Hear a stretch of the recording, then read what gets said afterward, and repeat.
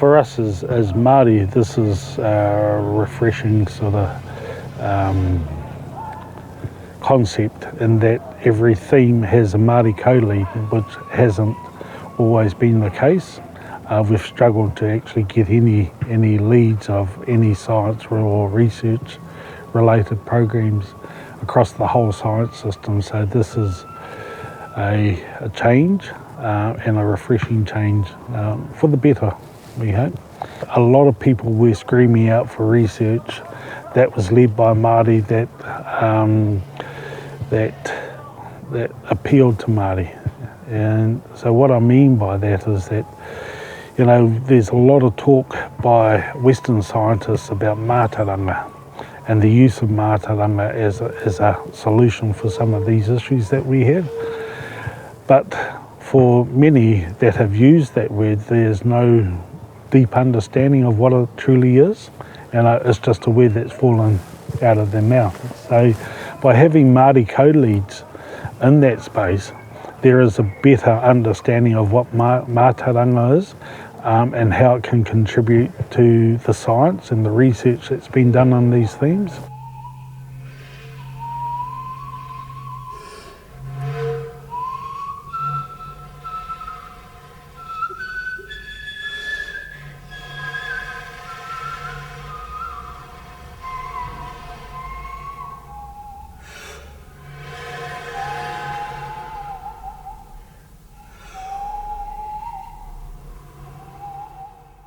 Conservation restoration is the long-term survival of threatened species, natives like kauri, as well as mutaceae like our puhutakawa, ramarama, ruahutu, manuka and kānuka come into that category as well. So they're under threat seriously by myrtle rust currently, and what makes it really, really difficult for us is that there's no known solutions for either. None for kauri dieback and none for myrtle rust currently. So our program is looking at ways in which we can preserve a lot of those species, and we have designed 5 themes or research aims within conservation restoration that hopefully will meet the needs of our people on the ground, but also the wider public. And you know, the wider public can include industry like the honey industry, which is based around the manuka plant. So if that is threatened by myrtle rust, it may devastate their industry and the livelihoods that rely on it. Well, I grew up in Tāmaki, Makaurau, but, so I had I guess my interest and my love of the Ngāhere began probably with places like the Waitakere. But I was very fortunate that the first job that I got after I'd graduated was up in Te Tai Tōkero, and it was in Puketi. And I fell in love with Puketi, and it still is the forest that I love the best. I probably might be in a little bit of trouble with some other good friends in Te Tai Tōkero on saying that Puketi is the one I love the best, because there are, as we know, other wonderful Ngāhere up there. Not just Waipoa that you were talking about, but I've also had the great fortune to work in Warawara and quite recently back in Russell Forest. So that time gave me an appreciation of a number of things. Another thing that was really important, beside coming to terms with the diversity and ecology of the Ngāhere, was beginning to understand the interrelationship between mana whenua and that Ngāhere. I was privileged to know some of the kaumātua who had grown up, I guess at that stage, they would have been men in their 60s, maybe 70s. And so they had experiences in that Ngāhere going back to early in the 20th century. And many of them knew the kai that you could get from the Ngāhere. They didn't know it. They gathered it every week. They knew what to do in the Ngāhere. They were steeped in the tikanga of that. And for me as a Pākehā going up there and seeing that live culture and that the interrelationship between mana whenua and the Ngāhere was something that I was unprepared for and was quite in awe of. And then came the government reforms of the 1980s that in many ways destroyed that connection between particularly the young men who were following in the footsteps of their fathers there. The Forest Service, which was the organisation that employed many of them, was disbanded. And in Te Tai Tōkero, the focus that followed, and it wasn't always a bad thing, kind of switched away from the Ngāhere. And those young men, they lost their jobs, and I feel that that was a tremendous piece of social dislocation.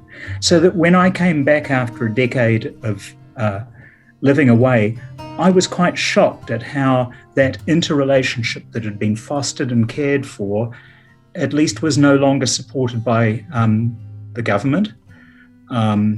It still, of course, existed back on the Hokainga, but that way of integrating it, supporting it, and having people who were listened to, who had constant contact with the Ngāhere, who could see problems developing, those that were on the horizon,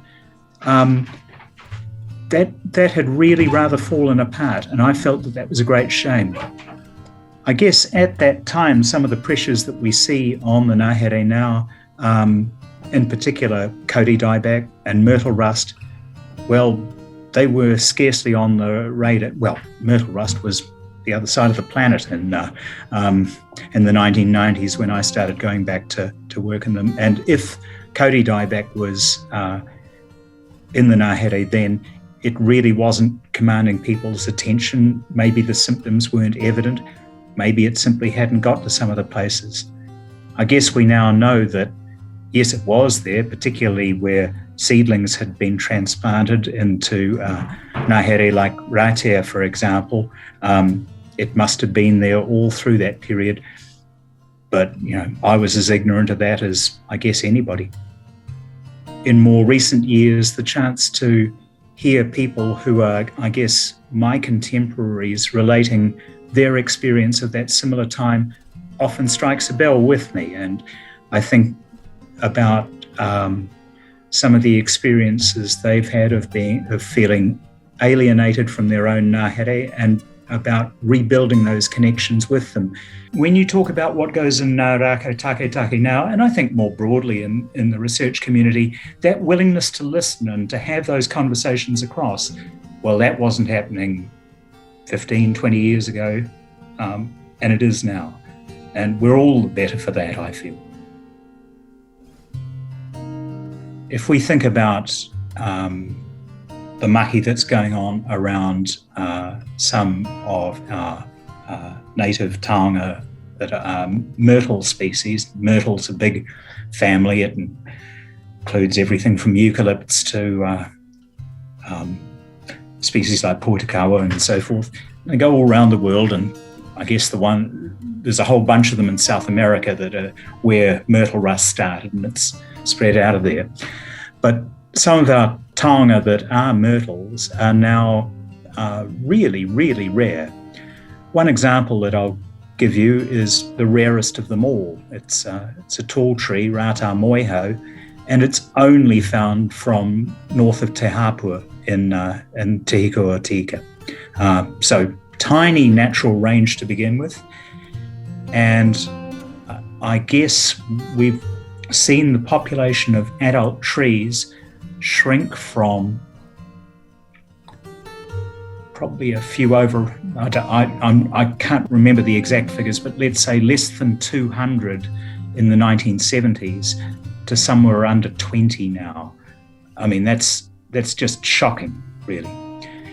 And its viability as a wild population is now really, really problematic. We don't know whether myrtle rust affects it, but it's sure affected by a whole bunch of other pressures. It's very, very likely that possums have been one of the things that, for example, when I worked in Te Tai Tōkero in the early 1980s, possums were only just working their way into Te Hiku then. So that's a new pressure that they've got on them and is likely to be one of the reasons that they're in such a bad way now.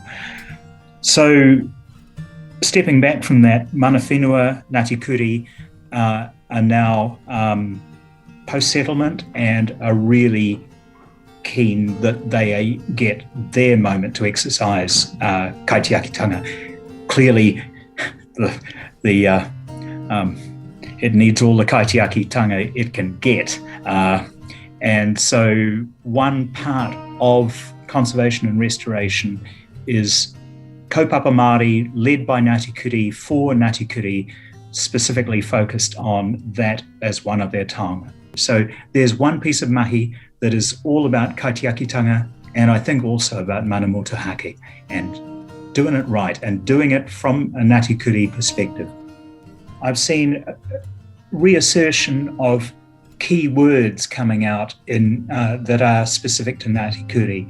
Another one, for example, for them, and they're not unique, I think others in muri whenua use it, but a word like manuka that the rest of the country is apt to use for that taonga, I'm reminded again and again is kahi katoa to Ngāti Kuri. And again, getting those pieces right is just a critical point for engagement, because they bring with that their own knowledge about where it goes and so forth. As another example of that, when we've talked about where things are on their whenua, they've talked about the history of fire that came from right early in their settlement there, which favours kahi katoa in certain spots across the landscape. Bringing back that mātauranga might be really important when we think about reducing or enhancing the resilience of populations against new threats, and myrtle rust might be only one of those. So that's Research Aim 3 within conservation restoration. What we've discovered through conversations with kaimahi that are part of the DOC system is that they're quite often conflicted in the mahi that they do on the ground in different rohe, or in the rohe that they're based in. And what I mean by that is that as Māori there are protocols, there is tikanga that sometimes needs to be followed, but when you're being given a directive by a manager that isn't aware of those cultural sort of definitions, I suppose, they're wanting the job completed in the shortest amount of time, and that's all about efficiencies within their organisation. But the challenge for Māori working for DOC is that they have to live with those people sometimes. So if they're offending them and they're not going through the right protocols and engaging, seeking permission, and an example of that would be collecting seed from different rohe. You need to be able to have the permission of the mana whenua in that place before you can jump a fence, go collect the seed. But you also need to be able to trace all of the steps of conserving that seed or preserving that seed. And so there needs to be a process and protocols aligned to that process, so there is traceability.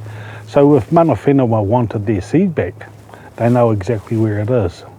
If it's been grown and tested against different diseases, then they are made aware of those sorts of experiments that are taking place. This project's about understanding what those conflicts are for those people, and then working with the Department of Conservation to realign some of their policy and to incorporate in that the angst experienced by kaimahi, so that there are their considerations taken into place before directives are enforced upon them. So, yeah, what we need is a lot of cooperation. So, cooperation from the kaimahi doing the work and sharing their experiences with us. So we need to ensure confidentiality, for the source of the information, but also acceptance by dock and dock managers that maybe they haven't done it properly in the past. Where are ways we can improve the whole process, and what are the recommendations that we can share with them? Probably the one that I would say was most like the ambulance, and that is the work on seed preservation and ensuring that taonga are protected. Now, this is entirely focused on one group of plants in the Myrtle family, and these are the myrtles that have got fleshy fruit. And those are ramarama, rohutu, maere tawake. They all have relatives in the tropics or in subtropical Australia. That's where their whakapapa lies, at least as from a science perspective of where their forebears came and how they got to Aotearoa.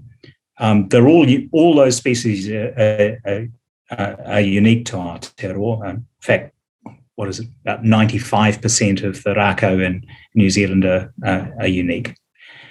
But anyway, the one thing that has been learned about trying to preserve the seed of those fleshy fruited rako in countries like Brazil, Australia, is that it's really, really hard. They don't form a seed bank that's in the soil that could come up. They're as good as last year's seed that's freshly fallen or more to the point, often spread about by birds, and they've only got a very short life. So that's a real problem if you're losing those rako. I don't know if you saw that television news footage of the loss of ramarama trees around Te Araroa. Graham Atkins was on the television showing it. Well, if those adult trees are dying and they're not bearing fruit and those seeds are not going to last in the soil, that's got real problem consequences for the local populations. And if that starts to happen in lots and lots of places, we're in serious danger of losing those taonga. So solving that problem about, is there a way of preserving those seeds? That's a focus of a piece of mahi that's being done by Jayanthi Narajaran and others at Plant Food Research. They're well trained to do this because they've got international connections working with specialist organisations like Q and its Millennium Seed Bank. They've honed their craft on difficult taonga like this. And it may be that the only way of solving this problem is using techniques like cryogenics and so forth to protect them, because you can't store them in a dry room and expect them to last. We know already that that's not going to work. It may only be that something like keeping the tissue, not the seed, might be the way of getting them to last. But as I say, these are desperate times, and desperate measures may be required. Well, they've talked about cryo preservation of people. And if a temperature change occurs really rapidly, then all vital organs are preserved. And that's sort of the theory that we're using for the fleshy fruit. So by plunging it in, the whole fruit is put into that phase of dormancy, I suppose it'd be called, which will enable it to be revitalised. And once we bring it out of it, but the challenge also associated with that will be the bringing it back to temperature. This can't proceed without Iwihapu support and engagement around it. Certainly, many of the people in that project team have got good, deep relationships with mana whenua, and they've worked cooperatively with them so far. But if the intention is to get a broad sample of the material from those taonga so that it isn't just one part of their population within Aotearoa that's protected. That's going to entail some wider conversations. But for the moment, the mahi just focuses on, can it be done at all? There's one other, and we've called it whāngai atawhai, and that is around the tono process. So, well, first of all, the whāngai process, and that is, if we can't look after our own, sometimes we give it to a trusted relative, and you know, maybe auntie, uncle, brother, sister, grandparent, something like that, to ensure that those mokopuna or, you know, tamariki are raised in a safe, comforting environment. And we're doing the same, we're looking to do the same with kauri because it's threatened in its current environment. So we're looking to create sanctuaries that are safe havens for progeny that are currently up north, to ensure that at least the progeny are surviving or will survive this disease, and it may give us time, which we don't currently have for some of those species up there, to come up with a solution to the Phytophthora that is doing all of the damage. So we're working with iwi south of Auckland currently, Tauranga and around Katikati, where they do have natural stands of kauri currently. We're looking to establish a sanctuary there. The process is underway with the exchange of tōhura bone or the whale bone. So from this the beached whale down in the Taranaki, in exchange for the bone, they were gifted the kauri trees to establish a sanctuary down there. You know, that was free of Phytophthora, so what we'll be doing is soil analyses to ensure that they are currently free of the Phytophthora, because it's no use putting them, you know, taking them from the heat into the fire, so to speak. So, yeah. So when I talk about landscape level restoration, that's in some ways just getting at the heart of their fundamental ecology, but we also need to think about what the modern landscape looks like. Sometimes the opportunities for those rako to go out and colonise it are compromised because where they might colonise now is being turned into pasture or a pine plantation or something like that. And so that means if mana whenua, for example, are making decisions about, well, where do we safeguard the next generation? They might like to think, well, maybe that might mean that we have to make some trade-offs about how we manage the landscape and what we set aside as being the best places for a young germinating stand to have its best chance. And now let's add to that the modern complexities of myrtle rust in the case of Puurikawa, or of kauri dieback. You might have just the right place for the tamariki to be germinating, but it might be compromised because you've got a risk of kauri dieback being in that site. And that's where the perspective that Albie brings to it of saying, oh, well, maybe we can take some more radical interventions. Maybe the notion of whāngai is the one to apply here. We know that the tamariki can't be safe in the immediate rohe, but maybe we can work our connections of whakapapa elsewhere to be taking them to safe zones beyond where they already are.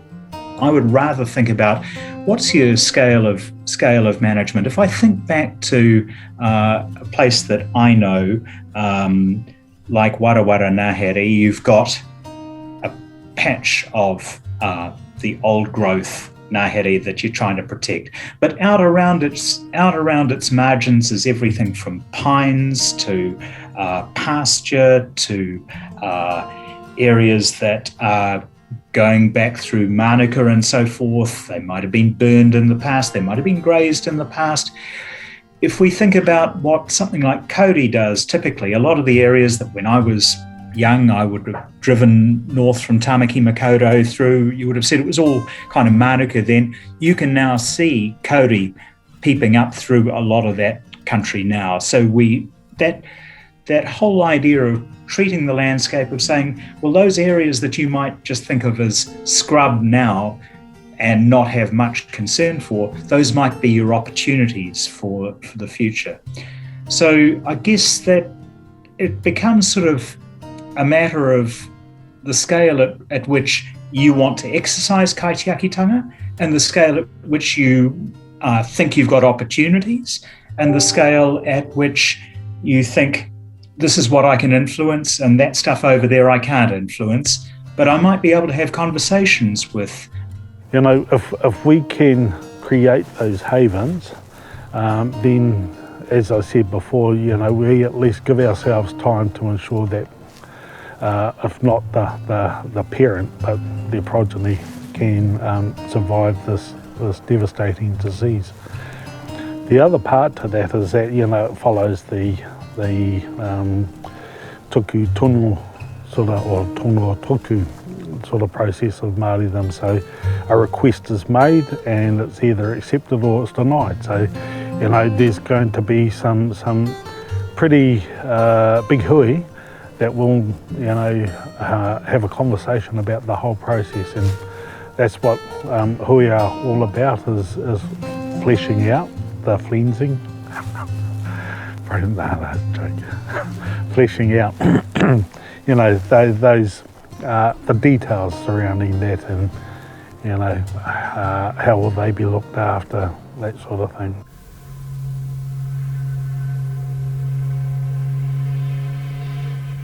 Kanohi ki te kanohi is really important, but I think it is about fostering a culture of dialogue, and that might sometimes be one that involves forgiven for transgressions, which is something that I think a tolerant people like Māori have done a lot of in the past.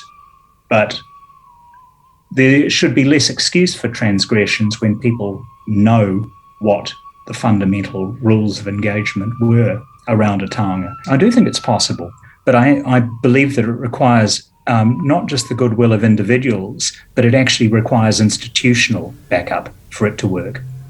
By having a different thought or system of thinking, and it doesn't always have to be black and white. A lot of Māori thinking is holistic, and bringing that into it helps change the viewpoint in which